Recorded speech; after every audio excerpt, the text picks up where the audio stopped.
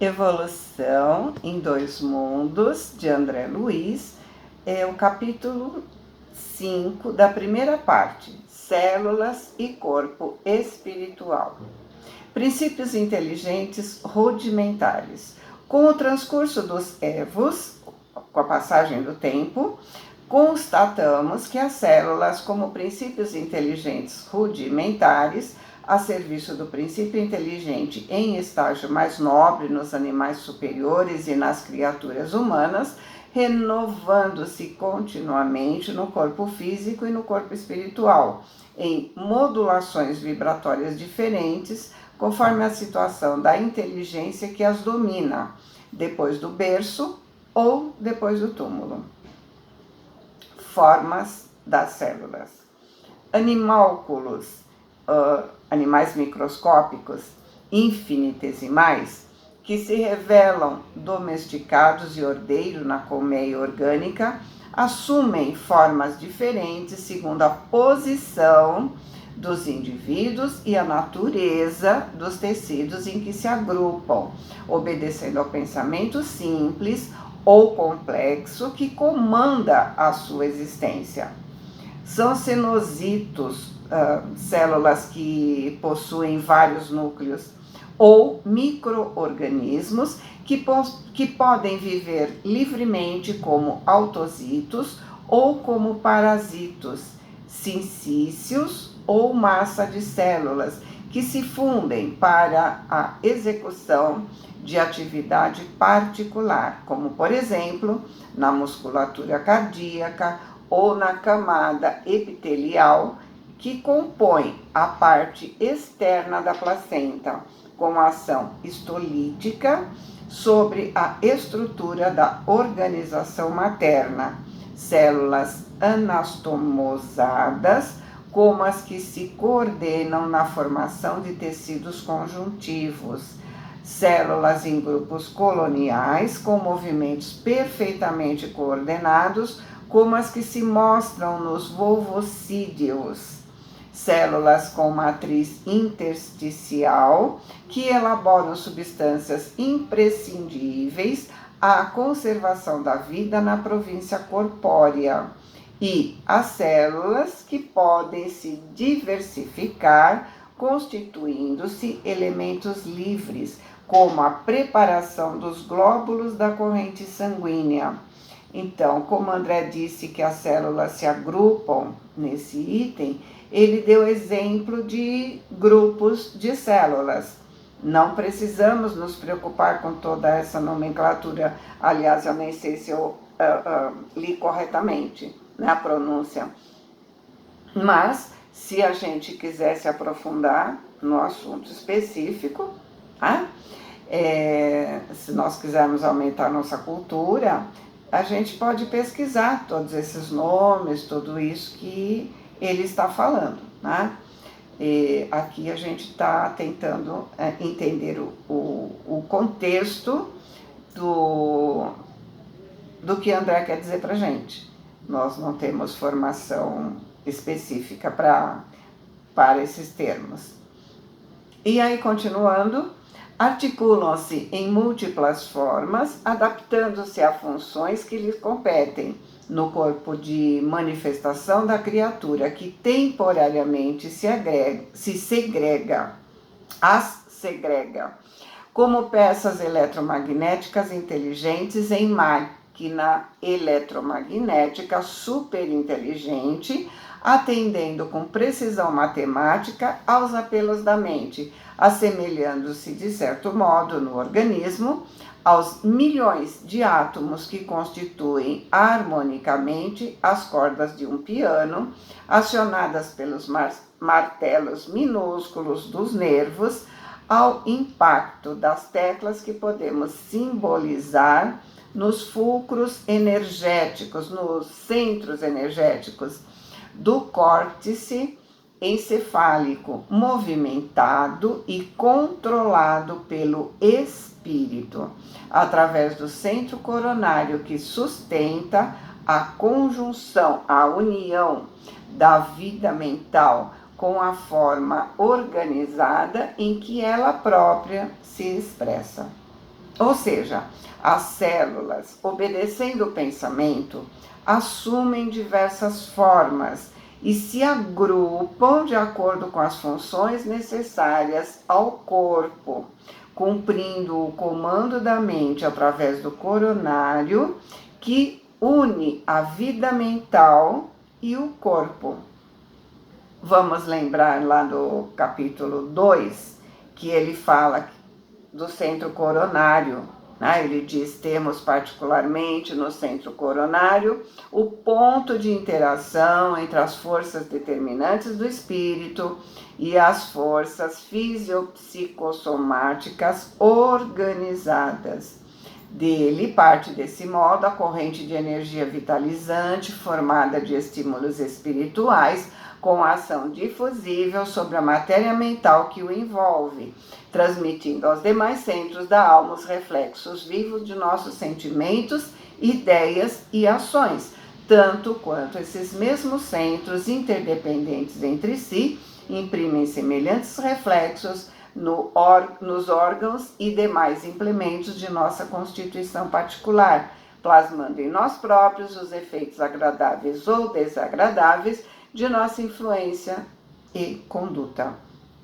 A mente elabora as criações que lhe fluem da vontade, apropriando-se dos elementos que as circundam, e o centro coronário incumbe-se automaticamente de fixar a natureza da responsabilidade que lhe diga respeito, marcando no próprio ser as consequências felizes ou infelizes da sua movimentação consciencial no campo do destino. Então, voltando ao nosso texto, nós temos o terceiro item, que é motores elétricos microscópicos, dispostas na construção da forma, ou seja, do corpo, em processo idêntico ao da superposição dos tijolos numa obra de alvenaria. As células são obrigadas à disciplina diante da ideia orientadora que as associa e governa, quanto os tijolos comuns são obrigados à submissão diante da linha traçada pelo arquiteto, que aproveita a sua ajuda na concretização do projeto específico. É assim que são funcionárias da reprodução no centro genésico, trabalhadores da digestão e absorção no centro gástrico, operários da respiração e fonação, no centro laríngeo, da circulação no centro cardíaco, servidoras e guardiãs fixas ou migratórias no trajeto e distribuição, reserva e defesa no centro esplênico, auxiliares da inteligência e elementos de ligação no centro cerebral, e administradoras e artistas no centro coronário, moldando-se às ordens mentais recebidas e traduzindo na região de trabalho que é própria a sua individualidade, que as controla e influencia, com justas limitações no tempo e no espaço. Ou seja, são grupos específicos, grupos diferentes, com funções diferentes, que nascem, se reproduzem e morrem, e ao morrerem são substituídas por outras que nascem no mesmo agrupamento. E tudo isso é comandado pelos chakras. Ou seja, cada chakra determina a função de suas células correspondentes. Por isso ele diz que elas são funcionárias. Desse modo, as temos, repetimos, diz ele, por microscópicos motores elétricos com vida própria, subordinando-se a determinações do ser que as reúne e que lhes exprime a fixação ou a mobilidade indispensáveis às funções que devam exercer no mar interior do mundo orgânico, formado pelos líquidos extracelulares, a se definirem no líquido lacunar, é o líquido que fica nas lacunas, que as irriga e que circula vagarosamente na linfa que verte dos tecidos endereçadas ao sangue e no plasma sanguíneo que se movimenta rápido, além dos outros líquidos intersticiais característicos do meio interno. O todo indivisível do organismo. Dessa forma, é lógico entender que, diante do governo mental, da ordem da mente, né, a reunião das células compõe tecidos, assim como a associação dos tecidos esculpe os órgãos, partes constituintes do organismo que passa a funcionar como um todo indivisível em sua integridade, envolvido pelo sistema nervoso e controlado pelos hormônios ou substâncias produzidas em determinado órgão e transportadas a outros locais da atividade somática que excitam ou estimulam, né, suas propriedades funcionais para certos fins. Hormônios, esses nascidos de impulsão mecânica da mente sob o império celular, conforme diferentes estados emotivos da consciência, reunindo cargas de elementos químicos em nível ideal, quando o equilíbrio íntimo preside suas manifestações e representando recursos de manutenção e preservação da vida normal, perfeitamente identificáveis pela ciência comum, como já acontece com a adrenalina das suprarrenais, com a insulina do pâncreas, a testosterona dos testículos e outras secreções glandulares do cosmo orgânico. Então, a mente automatiza a função de cada um dos elementos e os hormônios funcionam para acelerar ou adequar a dinâmica do funcionamento desses órgãos. Lembrando que para que haja esse perfeito funcionamento, precisamos manter o nosso emocional equilibrado, porque cada emoção atinge diretamente um chakra e esse descarrega ou inibe a produção dos hormônios correspondentes. Numa situação de perigo, por exemplo, a produção de adrenalina é aumentada, né? O outro item, o quinto, né? Automatismo celular.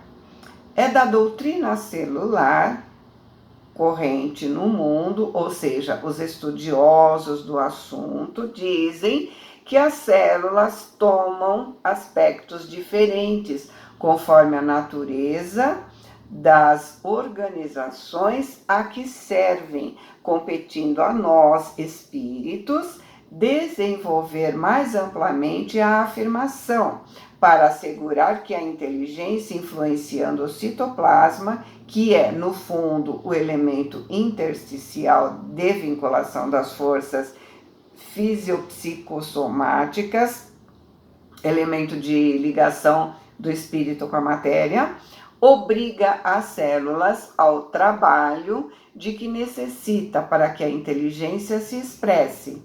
Trabalho esse que, à custa de repetições quase infinitas, se torna perfeitamente automático para as unidades celulares que se renovam de maneira incessante na execução das tarefas que a vida lhes assinala. Ou seja, com a repetição acontece o automatismo. O cérebro não precisa mandar ordem para cada uma delas. Quando eu vou andar, por exemplo, eu não preciso mandar ordem para cada célula envolvida para que elas movimentem as minhas pernas. elas já estão automatizadas pela repetição ao longo dos milênios. E mesmo para ações mais recentes. Por exemplo, eu vou aprender a tocar o violão.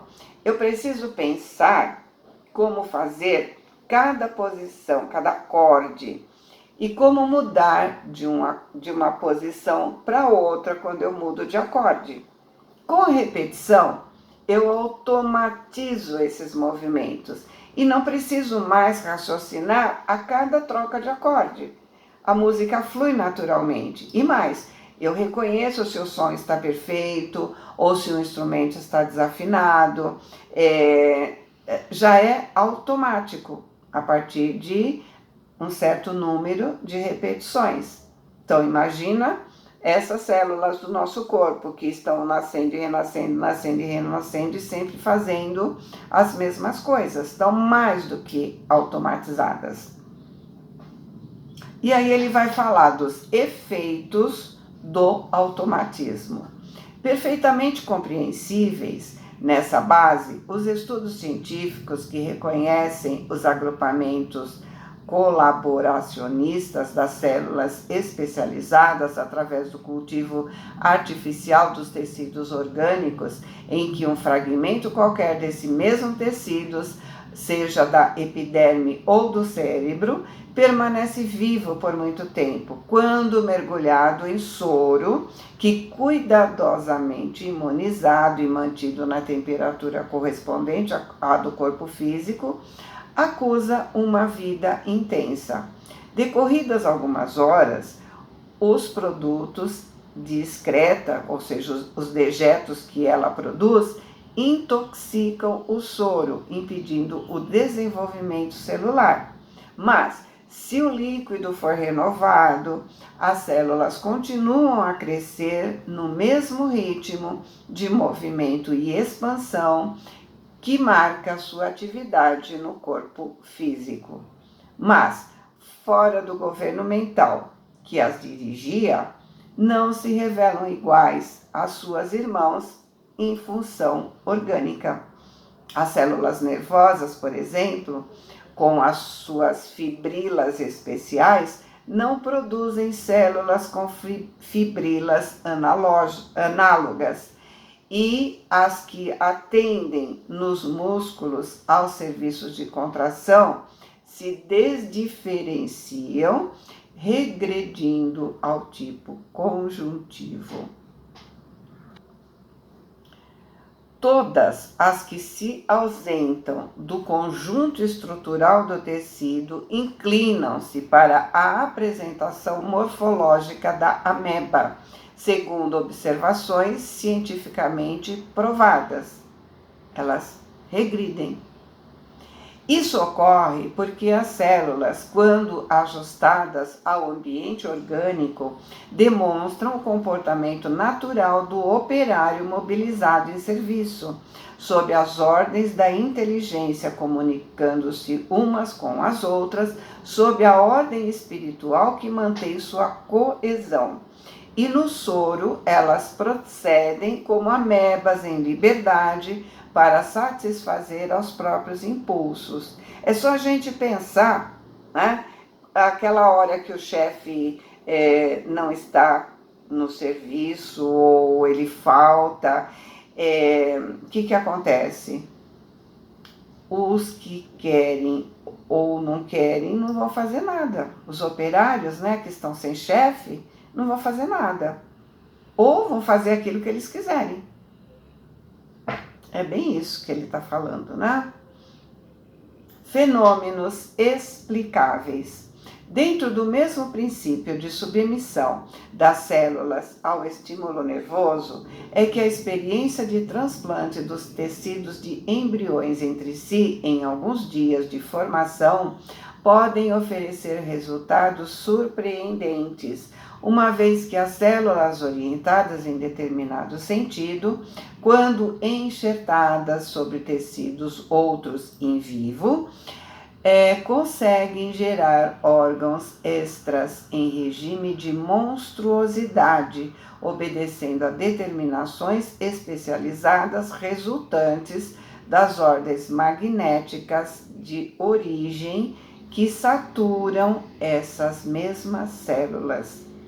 Aqui ele diz monstruosidade porque seriam células de um corpo crescendo em outro. Portanto, elas seriam diferentes daquelas células daquele corpo onde elas foram implantadas. Elas continuam tentando continuar a ser o que elas eram.